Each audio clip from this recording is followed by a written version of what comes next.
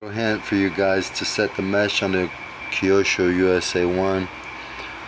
As you can see, they're pretty evenly gapped. What was needed to do was, sure it's out there, is relocate the bottom mounting screw. As you can see, the hole on the right, we just moved it up about an inch between the flywheel and the bottom motor mount. Which is allowing you to set the engine pretty much straight. Also making it not as easy to burn out those needle bearings. If the engine is set sideways, it will tend to burn out the needle bearings.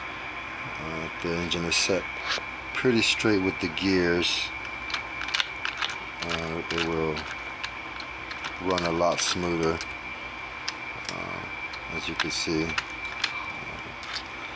you can actually appreciate the smoothness once it's set correctly.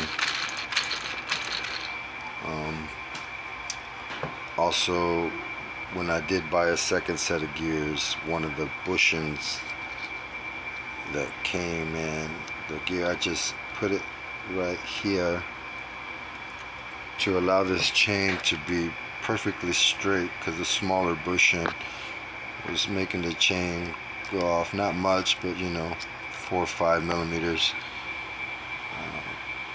may result in premature chain or loose. So I just put this bushing in between there, which is bigger than the original one. Seems to work great. Also,